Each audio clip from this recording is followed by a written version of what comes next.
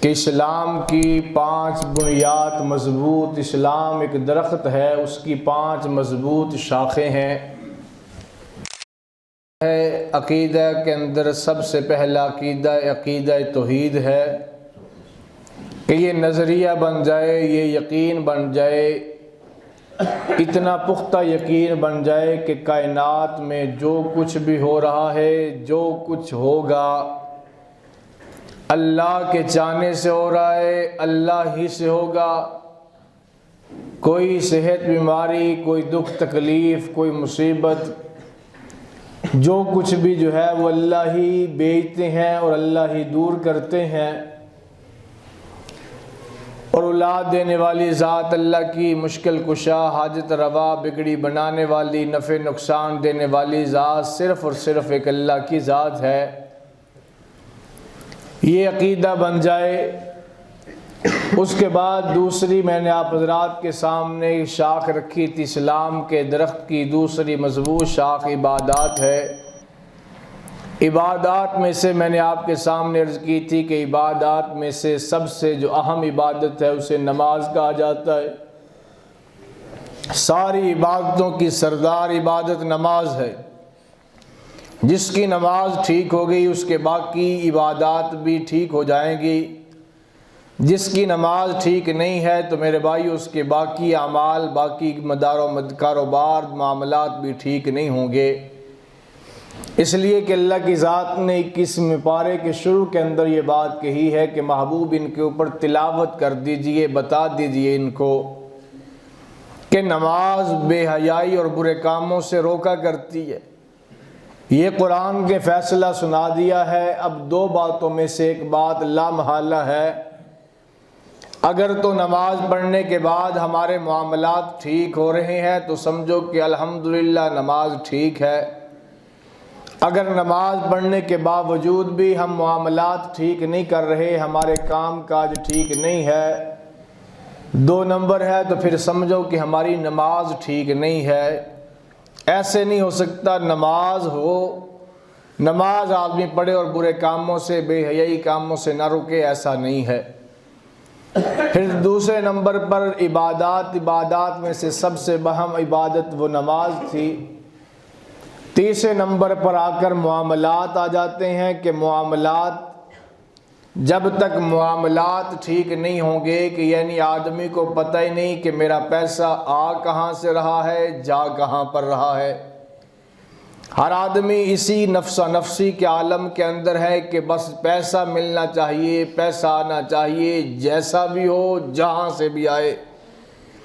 یہ کوئی تمیز نہیں ہے ہمارے اندر کہ پیسہ کہاں سے آ رہا ہے، یہ پیسہ حلال کا بھی ہے یا حلال کا نہیں، یہ حرام کا پیسہ تو نہیں، کسی کا میں نے حق تو نہیں دبایا، کسی کے ساتھ میں نے دھوکہ تو نہیں کیا، کسی کے ساتھ 2 نمبری تو نہیں کی، فراڈ تو نہیں کیا۔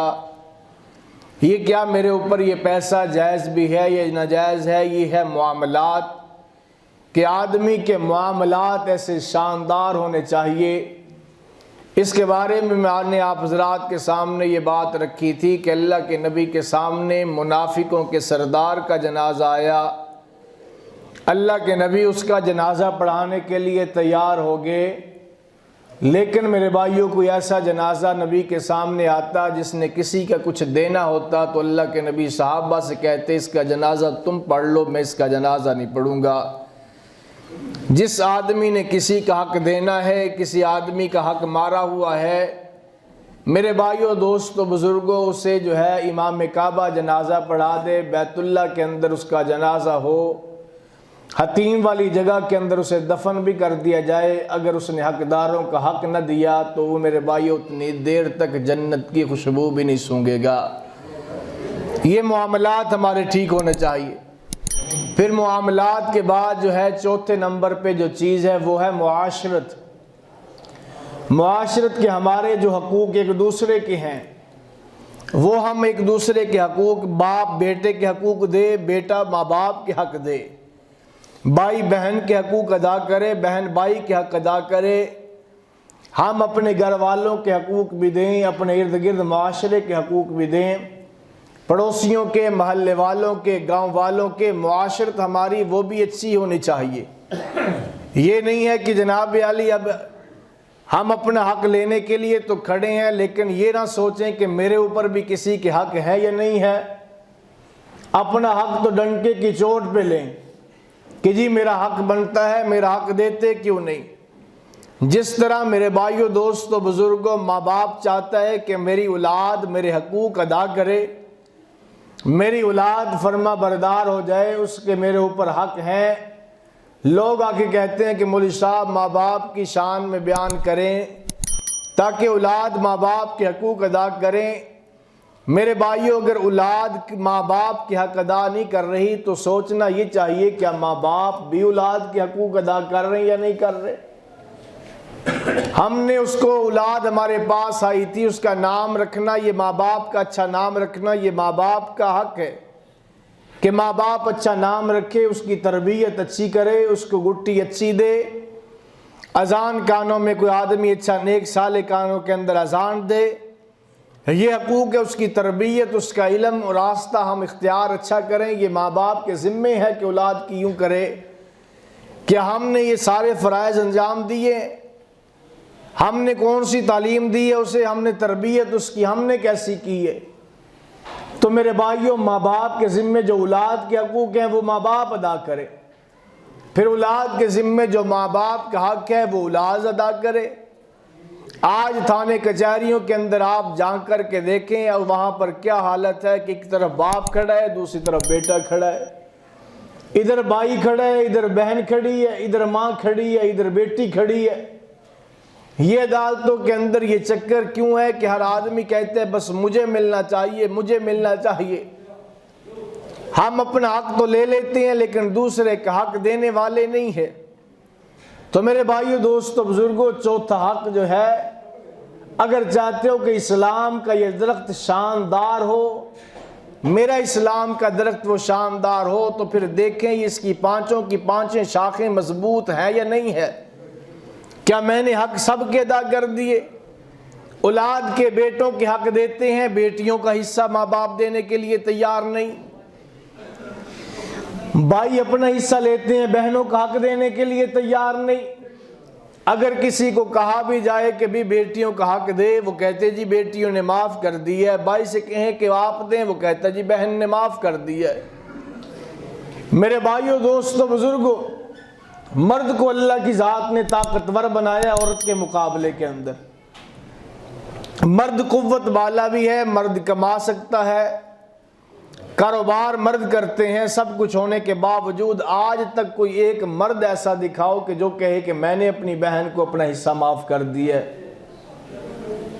جب تو طاقتور ہونے کے باوجود، تو کمانے والا ہونے کے باوجود تو اپنا حصہ اپنی بہن کو دینے کے لیے تیار نہیں ہے، تو بہن کا دماغ خراب ہے، وہ تجھے اپنا حق معاف کر دے۔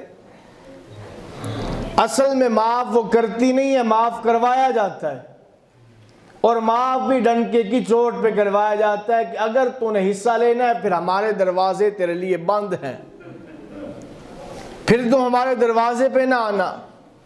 تو وہ حق معاف کر دیتی ہے اپنا، وہ کہتی ہے ٹھیک ہے، مجبور ہو کے وہ معاف کرتی ہے، مجبور ہو کے معاف کیا ہوا وہ بھی معاف کیا ہوا نہیں ہوا کرتا۔ تو میرے بھائیوں، دوستوں، بزرگوں، میں بات یہ کہہ رہا ہوں کہ معاشرت بھی ہماری ٹھیک ہونی چاہیے، اچھی ہونی چاہیے۔ یہ چوتھی شاخ تھی اسلام کے درخت کی کہ ہم ایک دوسرے کے ساتھ، پھر پڑوسیوں کے حقوق ہیں، اتنے حقوق ہیں، اتنے حقوق۔ حضرات صحابہ اکرام فرماتے ہیں کہ اتنے حقوق اللہ کے نبی نے پڑوسیوں کے بیان کیے کہ ہمیں یہ ڈر ہوا، یہ شبہ ہوا کہ کہیں پڑوسی ہماری وراثت کے اندر بھی حصے دار نہ بن جائے۔ اتنے حقوق ہیں پڑوسیوں کے۔ جب اپنی سگی بہن کو حصہ ہم نہ دیں تو پڑوسیوں کو کون پوچھے گا؟ اپنے جو ہے اولاد ماں باپ کو حقوق ادا نہ کرے، ماں باپ اپنی اولاد کے حقوق ادا نہ کرے تو پڑوسیوں کے حق کون ادا کرے گا؟ تو میرے بھائیوں، دوستوں، بزرگوں، اسلام کوئی عام آسان چیز نہیں ہے، اس کے اوپر چلنا پڑے گا، پھر چلتے ہوئے بڑا مشکلات آئیں گی، تکلیفیں آئیں گی، وہ برداشت کرنی ہے۔ اب یہ 4 شاخیں مضبوط ہو گئی اسلام کی۔ پہلی نمبر عقیدے کی، نمبر 2 عبادات، نمبر 3 معاملات، نمبر 4 معاشرت۔ یہ اسلام کی 4 شاخیں مضبوط کیسے ہوں گی؟ کیسے پتہ چلے گا کہ ہمارے اسلام کی شاخوں پر بہار ہے یا خزاں ہے؟ یا اسلام کے اس درخت کے اوپر بہار آئے گی تو اس بہار لانے کے لیے کون سی کھاد دینی پڑے گی، کون سی دوائی دینی پڑے گی جس کی وجہ سے یہ اسلام کا یہ درخت یہ پھولے پھلے یہ بڑھے؟ اس کے لیے کیا کرنا پڑے گا؟ اس کے لیے میرے بھائیو دوستو بزرگوں جو کھاد ہے جو دوائی ہے وہ ہے دعوت، وہ دعوت دینی پڑے گی۔ فرمایا کہ جب دعوت انسان دے گا تو اس سے جو ہے یہ شاخیں مضبوط ہو جائیں گی۔ اسی دعوت کو کہتے ہیں کہ نیکی کریں اور نیکی کی دعوت دیں، برائی سے بچیں، برائی سے بچائیں لوگوں کو۔ جس آدمی کے اندر جو نیکی کر رہا ہے اس کے اندر جذبہ یہ ہے جو نیکی میں کر رہا ہوں یہ نیکی سارے کرنے والے بن جائیں تو الحمدللہ اس کے درخت کی بہار، اس کے درخت کے اوپر، اسلام کے درخت کے اوپر بہار ہے۔ جو خود گناہ سے بچ رہا ہے اس کے دل کے اندر یہ خواہش ہے کہ سارے یہ گناہ سے بچیں تو الحمدللہ اس درخت کے اوپر بہار ہے کہ اس کے اندر یہ جذبہ ہے۔ اگر یہ جذبہ نہیں ہے نیکی کرنے کا، نیکی کرانے کا، گناہ سے بچنے کا، گناہ سے بچانے کا یہ جذبہ نہیں ہے تو میرے بھائیو دوستو پھر بھی اسلام کے درخت کے اوپر بہار نہیں ہے۔ اس لیے کہ انسان اگر خود عبادت کرتا ہے تو عبادت سے اس کا اپنا جسم مضبوط ہوتا ہے، اس کی اپنا جو ہے عبادات مضبوط ہوتی ہیں، لیکن دعوت سے اگلے آدمی پہ اثر پڑتا ہے۔ تمہاری عبادت سے کسی پہ اثر نہیں پڑے گا، تمہاری عبادت سے تمہاری اپنی آخرت بنے گی، اپنی عبادات ٹھیک ہوں گی، لیکن کافر کے اوپر، باطل کے اوپر جو اثر پڑے گا وہ اثر تمہاری دعوت سے پڑے گا، وہ تمہاری جو ہے عبادت سے متاثر نہیں ہوتا۔ کفار مکہ، سرداران مکہ جناب ابو طالب کے پاس آئے جس وقت آخری وقت ہے ان کا، تو خواجہ ابو طالب کے پاس آ کر انہوں نے کیا کہا تھا کہ اپنے بھتیجے سے کہو، اسے بلاؤ، اسے کہو اگر وہ جو ہے مال دولت لینا چاہتا ہے تو ہم اتنا مال و دولت دے دیں گے جو اس کی نسلوں کے لیے کافی ہو جائے گا۔ اگر کوئی خوبصورت لڑکی چاہتا ہے تو ہم خوبصورت 10 لڑکیاں عرب کی خوبصورت اس کے قدموں میں لانے کے لیے تیار ہیں۔ اگر کوئی عہدہ چاہتا ہے تو ہم اس کو سردار بنانے کے لیے تیار ہیں، لیکن اسے کہو کہ دعوت چھوڑ دے، اسے کہو کہ ہمارے معبودان باطلہ کو برا نہ کہے، اپنی عبادت جو کرتا ہے وہ کرتا رہے، خود بیٹھ کے اللہ اللہ کی تسبیح کرتا رہے، ہمیں کچھ نہ کہے، دعوت نہ دے۔ تو اللہ کے نبی صلی اللہ علیہ وسلم کے پاس جس وقت اللہ کے نبی کو بلایا جناب ابو طالب نے، تو بلا کے کہا کہ بھتیجے یہ آئے ہوئے ہیں، ان کی بات سن۔ فرمایا کیا کہتے ہیں؟ وہ ساری بات ان کو سنائی اور کہا یہ کہتے ہیں دعوت چھوڑ دو، دعوت نہ دے، اپنی بات کرنی ہے تو پھر اکیلے بیٹھ کے کہیں کمرے میں بیٹھ کے کرتا رہے، حجرے میں بیٹھ کے کرتا رہے، ہمیں نہ کہے، ہمارے بتوں کو، ہماری بات کو برا نہ کہے۔ اس وقت اللہ کے نبی صلی اللہ علیہ وسلم نے کیا کہا تھا؟ حضور علیہ السلام نے فرمایا کہ اگر میرے ایک ہاتھ پہ سورج لا کے رکھ دیں، میرے دوسرے ہاتھ پہ چاند لا کے رکھ دیں، میں تب بھی یہ دعوت والا کام چھوڑنے کے لیے تیار نہیں ہوں۔ یعنی یہ سورج لا نہیں سکتے، یہ چاند لا نہیں سکتے، اگر لے آئیں چاند بھی لا کر میری ہتھیلی پہ، یہ تو سرداری کہتے ہیں نا، لے لے، یہ کہتے ہیں دولت لے لے، یہ کہتے ہیں خوبصورت لڑکی لے لے، اگر یہ سورج بھی لے آئیں، چاند بھی اٹھا کے لا کے میری ہتھیلی پہ رکھ دیں، تب بھی میں دعوت دینے کے لیے تیار، میں دعوت چھوڑنے کے لیے تیار، دعوت چھوڑنے کے لیے تیار نہیں ہوں۔ یعنی دعوت کے ذریعے سے انسان کی اپنی عبادات بھی مضبوط ہوتی ہے اور اگلے آدمی کے اوپر بھی اثر ہوتا ہے۔ تو میرے بھائیو دوستو بزرگوں، لکھا ہے علماء نے کہ جو کام آدمی خود کر رہا ہے، اگر دل کے کوئی اندر برائی ہے، غلط کام کرتا ہے، تو وہ آدمی لوگوں کو روکے اس کام سے، تو روکنے کا فائدہ کیا ہوگا؟ ایک نہ ایک دن اس کا اپنا دل ملامت کرے گا، اوروں کو روکتا ہے، تیرے اندر بھی تو یہ عیب ہے، تو کیوں نہیں چھوڑ دیتا؟ یہ دعوت اس کو ایک نہ ایک دن اس برے کام سے جو ہے وہ روک دے گی۔ کوئی کام خود نیکی کا نہیں کرتا تو فرمایا اس کی دعوت دے، اس دعوت کا جو ہے نتیجہ کیا نکلے گا کہ ایک نہ ایک دن اس کا اپنا دل اس کو ملامت کرے گا، اوروں کو دعوت دیتا ہے تو کیوں نہیں کرتا، تو فرمایا خود کرنے لگ جائے گا۔ اور یہ دعوت ہی واحد وہ چیز ہے کہ اللہ کی ذات نے بھی دعوت دی۔ اللہ قرآن میں کہتا ہے کہ اللہ تمہیں بلاتا ہے جنت کی طرف۔ اسی طرح اذان کے اندر حی علی الصلاح حی علی الفلاح، کہ تمہارا رب تمہیں پکار رہا ہے کہ آؤ کامیابی کی طرف آ جاؤ، آؤ نماز کی طرف آ جاؤ۔ روزانہ 5 وقت جو ہے اللہ کا یہ اعلان اذان کے اندر، اذان کے ذریعے ہم تک پہنچایا جاتا ہے۔ اسی طرح اذان کے بعد دعا پڑھتے اللہم رب ہذہ الدعوہ، اس کے اندر بھی یہی ہے کہ اللہ کی طرف سے یہ مکمل، اللہ کی طرف سے یہ مکمل دعوت اللہ کی طرف سے آئی ہے تمہارے طرف۔ تو میرے بھائیوں، دوستو، بزرگوں، اس بات کو لے لینا کہ ہر آدمی داعی بنے، ہر آدمی دعوت دینے والا بنے، تو اس سے اسلام کی جو ہے یہ درخت، اسلام کا شجر جو ہے یہ مضبوط ہو جائے گا، یہ پھلے گا پھولے گا۔ اگر دعوت امت چھوڑ دے گی پھر نقصان کیا ہوگا؟ حضرت یوشع بن نون علیہ السلام کے اوپر وحی آئی کہ اے نبی، تیری قوم میں سے 1,00,000 آدمیوں کو ہم ہلاک کرنے لگے ہیں، جن میں 60,000 نافرمان ہیں، 40,000 ماننے والے ہیں۔ نافرمانوں کے اوپر عذاب آئے، یہ تو سمجھ آتی ہے 40,000 ماننے والوں پہ عذاب کیوں؟ فرمایا اس لیے کہ ان 40,000 نے ان کی فکر نہیں کی، ان کے اندر ان کی فکر کا جذبہ بھی نہیں تھا۔ اور یہ واقعہ بھی آپ نے سنا ہوگا، قوم کے اوپر عذاب اللہ کی طرف سے آیا تو کہا گیا اس قوم کے اندر ایک تو اللہ اللہ کرنے والا عابد موجود ہے، فرمایا ساری بستی کو اس عابد کے اوپر الٹ دو۔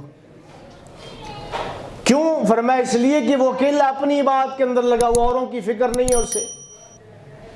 تو میرے بھائیو، دوستو، بزرگوں، اللہ کی ذات دعوت دے رہی ہے، دعوت والی صفت اللہ نے اپنی طرف منسوب کی۔